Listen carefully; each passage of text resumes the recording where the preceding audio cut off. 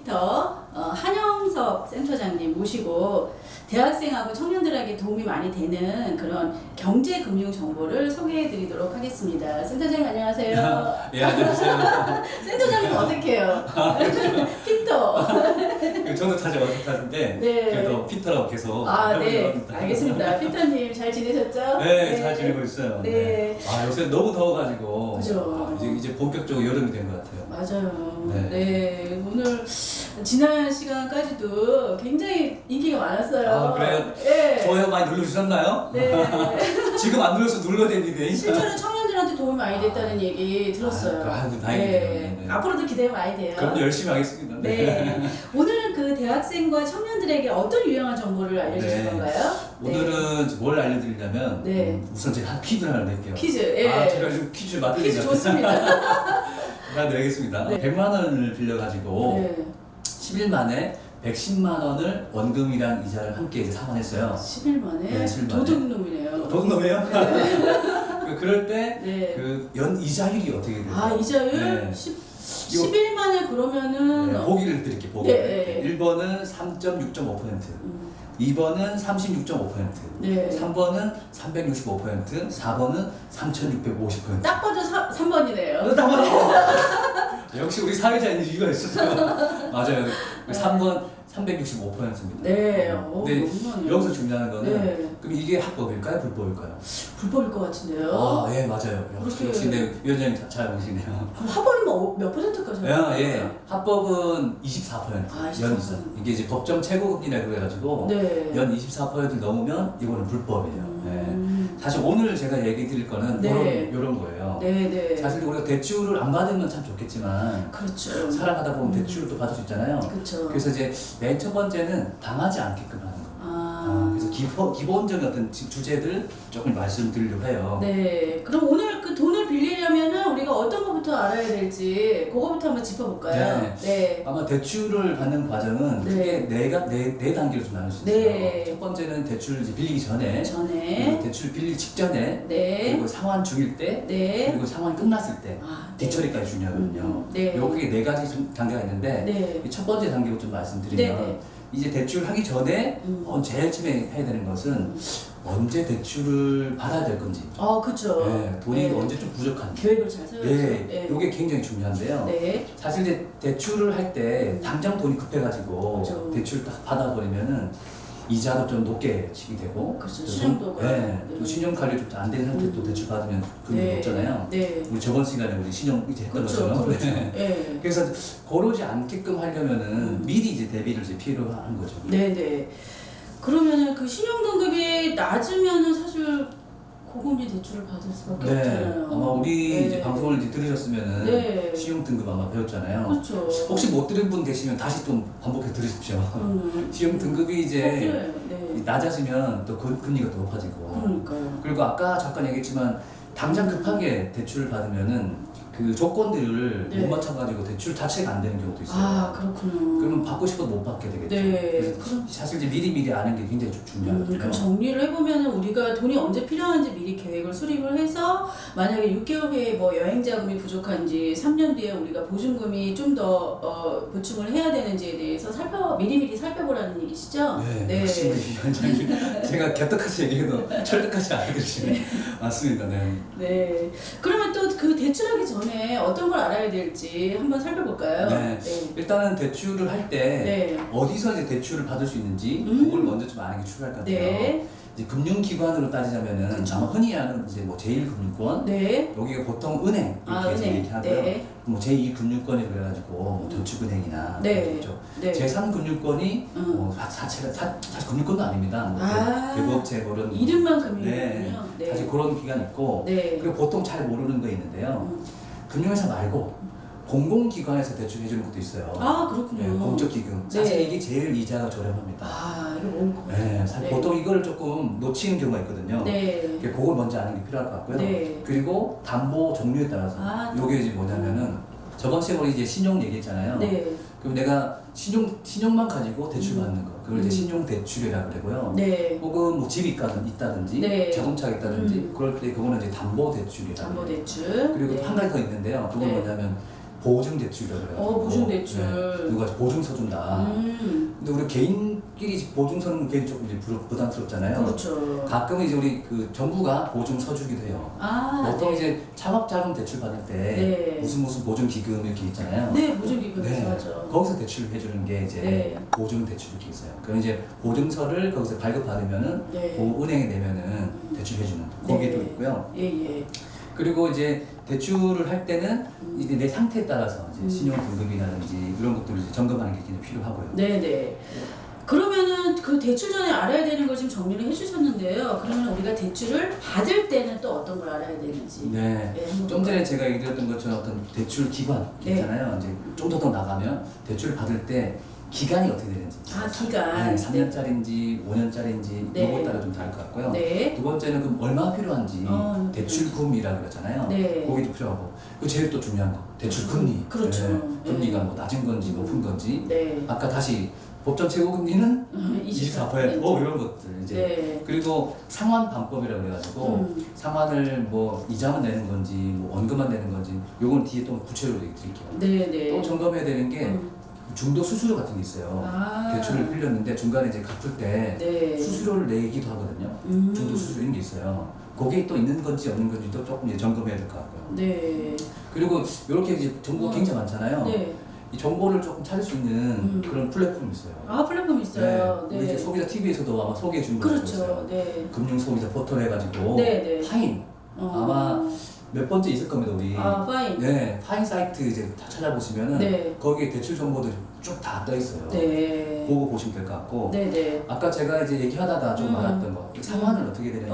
네네. 궁금할 것 요거 같아요. 좀 얘기 드리자면 네. 상환 방법은 크게 세 가지가 있습니다. 네. 세 가지 방법이 있습니다. 첫 번째는 원리금 균등 분할 상환이라는 게 있고 두 번째는 원금 균등 분할 상환이 있고 네. 세 번째는 이자만 내다가 네. 일시에 내는 한꺼번에. 네, 그런 게 이제 뭐 일시 상환이 이렇게 있습니다. 그럼 여기서 이제 질문. 여기서 이제 이자를 가장 적게 낼 수 있는 건 뭘까요? 이거 잘 모를 것 같아요. 실제로. 네네. 요거는 네. 원금 균등 분할 상환. 원금. 네, 원리금 아니고 네, 원금. 원금 균등 분할 상환. 네, 이게 많이 좀 헷갈리잖아요. 네. 설명을 좀 드리자면은 원금 균등 분할 상환은 원금이랑 이자를 함께 갚아나는데 네. 처음엔 조금 많이 냈다가 점진적으로 좀 줄어요. 그렇겠네요. 네. 이자가 많이 네. 차지하니까. 그럼 이제 좀 점이 줄거든요. 네. 그게 원금 균등 분할 상환이고요. 네. 원리금 균등 분할 상환이라고 있어요. 그건 또 뭐냐면 똑같이 이제 원금이랑 이자를 함께 갚아가는데 네. 그거는 첫 달 내는 거랑 마지막이랑 똑같아요. 쭉 그렇군요. 냅니다. 네. 그게 이제 원리금 균등 분할 상환. 그리고 아까 이제 이자만 내다가 무리시 네. 상환하는 거. 근데 실제로 이자만 생각하면은 원금 균등 분할 상환이 가장 적게 내는데요. 그렇죠. 근데 이제 재정 관리하는 측면에서는 네. 어떤 게 좀 더 효과적이냐면은 원리금 균등 분할 상환. 매달 네. 같은 걸 내니까. 그렇죠. 그리고 이제 네. 계산하기 쉽잖아요. 계획을 좀 세울 수가 맞습니다. 있어요. 그래서 네. 이제 일반적으로는 아마 대부분 다 원리금 균등 분할 상환으로 돼 있을 겁니다. 네. 그거 이제 대출 받을 때 이게 뭔지 좀 파악하시고 네. 이게 왜 중요하냐면은 나중에 어쨌든 원금이랑 이자를 같이 갚을 때 그렇죠. 이게 어떻게 흘러가는지 네. 그게 예측이 돼야 되거든요. 네네. 그럼 이 대출 금리는 어때요 지금?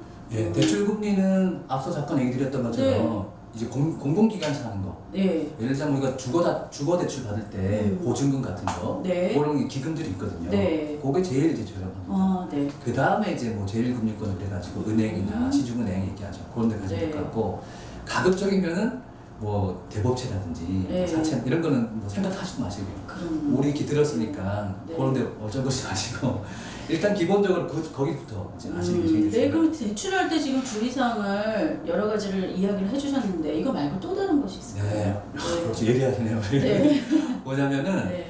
보통 이제 우리가 대출받을 손쉽게 한다고 보통 이제 우리 청년들이 휴대폰으로 이제 인터넷 검색하잖아요. 요즘 많아요. 네, SNS, 네. SNS 많이 오죠. 페이스북이나 뭐 네. 인스타그램이나 이렇게 네. 하는데 여기서 정보를 찾지 마세요. 안타깝게도 네. 그 불법 광고가 굉장히 넘칩니다. 그렇군요. 제가 이 문제 때문에 골치가 어쩐지 친절하다 했어요. 그렇죠. 네. 엄청 또 저를 뭘 믿고? 그러게 네. 자극적인 뭐 당장 돈 빌려준다 그러고 네. 뭐 누구나 다 대출 가능하다고 그렇죠. 그래서 이거 인터넷상에서 어떤 정보를 너무 쉽잖아요. 사실 편리하고. 네. 근데 대출은 조금 불편하게 받아야 돼요. 조금 꼼꼼히 따져보는 필요가 있거든요. 네. 그래서 가급적이면은 시중은행 홈페이지 직접 들어가거나 네, 들어가서. 아니면은 이제 아까 얘기 공적기관 네. 거기 직접 사이트 들어가는 게 네. 가장 좋습니다. 아, 엉뚱하게 페이스북 통해서 가지고 정보 찾지 마세요. 네, 아, 그렇군요. 그러니까 가급적이면은 해당 홈페이지에 직접 정보를 찾거나 아니면 기관을 또 방문해서 네. 상담을 하는 것도 좋은 거고 네, 네. 아까 말씀해 주셨던 이 파이 사이트 네. 같은 게 굉장히 유용하겠네요. 요거는 네. 공인된 사이트라 가지고 네. 이게 금융감독원에서 만든 사이트거든요. 그럼 그거는 이제 뭐 공인된 거니까 네. 그거는 괜찮습니다. 아, 요거 메모해놔야 되겠네요. 파이는요. 네. 그러면은 지금 상환 중, 그 다음에 상환을 완료했을 때의 주의사항은 어떤 게 있을까요? 네. 네. 상환을 이제 하고 있을 때 네. 제일 중요한 거는 이제 연체되지 않게끔 그죠. 상환까지 네. 이제 하는 게 중요하잖아요. 네. 그러면 크게 두 가지가 있는데 네. 뭐 계좌이체 이걸 이제 걸어 놓는다든지 네네. 혹은 통장을 또 별도로 관리하는 거예요. 아, 통장을 따로. 네. 그러면 이제 네. 관리가 이제 좀 더 손쉬워지니까 네. 여기 하나 있고요. 예. 그리고 또 하나 이게 최근에 좀 바뀌었는데 네. 혹시 들어보셨나 보세요. 금리 인하 요구권. 아, 금리 인하 요구권. 네. 뭔가 좋은 것 같은데요? 이건 아실 것 같은데 금리 인하 요구권은 뭐냐면 네. 금리를 낮출 수 있어요. 네. 원래 이제 3%였는데 네. 그거를 뭐 2.7% 뭐 9%. 아, 이 이렇게 방법에 낮출 수 대해서 있어요. 좀 네. 자세히 설명을 해주세요. 요게 뭐냐면은 네. 내가 만약에 이제 승진을 하거나 혹은 신용 등급이 높아지거나 네. 그러면은 금리 인하를 요구할 수 있어요. 아, 근데 이제 이게 당초는 뭐였냐면 은행의 자율 재량이었습니다. 네. 은행이 그냥 알아가지고 이렇게 할 수 알아서. 있다. 근데 은행들이 잘 안 했던 거예요. 아. 그래서 최근에 바뀐 게 법으로 이제 강제가 됐어요. 강제할 거. 네, 반드시 하게 돼 있습니다. 그래서 우리가 요구하면은 반드시 낮춰주게 돼 있거든요. 네. 그러면 이제 뭐가 있냐면은 취업하거나 아, 취업. 승진하거나 네. 재산이 좀 늘어난다든지 네. 혹은 뭐 재무 상태가 개선됐다든지 네. 신용 등급이 높아졌다든지 이렇게 이제 내 상태가 재정 상태가 좀 더 나아졌다고 하는 것을 그러니까 소명 증명하면은 요구를 하는 거예요. 할 수 네. 있습니다. 그러면 이제 금리를 좀 낮출 수 있어요. 이런 게 이제 있습니다. 근데 다만 이게 그 상품 자체가 네. 담보대출인지 또 신용대출인지 이런 성격에 따라서 네. 조금 다를 수 있어요. 아, 그렇군요. 그러면 금리나 요구권 대출이 있는 사람들에게 사실 이게 꼭 필요한 정보인데, 그쵸? 네네네. 네. 요거는 이제 꼭 대출을 이제 하고 있는 중이면 지금 괜찮거든요. 네. 꼭 한번 은행에 알아보십시오. 네. 과거에도 내가 만약에 대출 처음에 받았을 때보다 상황이 바뀌었다 그러면은 지금 요구하셔도 됩니다. 소비자의 정말 적극적인 권리네요. 그렇죠. 이거는. 권리가 있습니다. 네. 권리 주장할 수도 있고요. 네. 그러면은 마지막으로 대출을 완료하고 나서 해야 되는 거 있습니까? 네. 내가 화장실 갔다 오면은 꼭 해야 될 게 있죠. 그걸 못 챙길 수도 있을 것 같아요. 뒤처리가 있어요. 네. 이게 뭐냐면은 부채 증명 완납 증명서라는 게 있어요. 아, 네. 그러니까 내가 부채를 다 갚았다라고 하는 증명서를 받아놓는 게 필요해요. 네. 이것도 은행이나 이런 금융기관이 요구하면은 떼올 수 있게끔 돼 있어요. 아, 그렇군요. 이게 왜 필요하냐면은 네. 간혹 이제 나쁜 이 금융기관을 만나면은 또 돈을 달라고 하는. 아, 다 갚았는데도 불구하고 네, 그런 것이 증명이네요. 내가 네. 이걸 다 갚았다. 그렇죠. 네. 네. 일반 은행은 뭐 그렇게 이런 짓거리는 안 하는데 네. 제가 좀 거칠 얘기들. 네. 이상한 것들 같은 경우는 또 갚으라는 경우가 있어서 꼼꼼히. 반드시 이제 받아놓으시고요. 한 최소 3년간은 보관을 해놓는 게 아마 이제 큰 뒤탈 없이 할 수 있을 것 같아요. 네. 그리고 아까 제가 하나 빠뜨렸는데 뭐가 또 중요하냐면은 이 대출을 상환하는 기록이 잘 남아야 돼요. 그렇군요. 그래서 이제 현금으로 막 내가 갚았다 그러면 기록이 안 남잖아요. 그래서 계좌 이체를 꼭 찍혀야 돼요. 그렇죠. 그래 그게 네. 이제 그 증명이 되니까 네. 그러면 알아두실 게 이게 부채 증명 완납 증명서 받고 네. 평상시에 대출 갚을 때는 계좌로 계좌로. 이렇게 네. 갚아야 네. 그게 나중에 뒤탈이 없어요. 그렇군요. 아, 오늘도 통장 요정 피터님, 지금 대출을 받을 때, 받기 네. 전에, 받고 나서에 대한 여러 가지 정보들을 꼼꼼하게 해주셨는데요. 오늘도 수고하셨고요. 네. 예, 저희 다음 시간에 또 좋은 정보를 네, 만나보겠습니다. 알겠습니다. 네, 다음 시간에 또 만나요.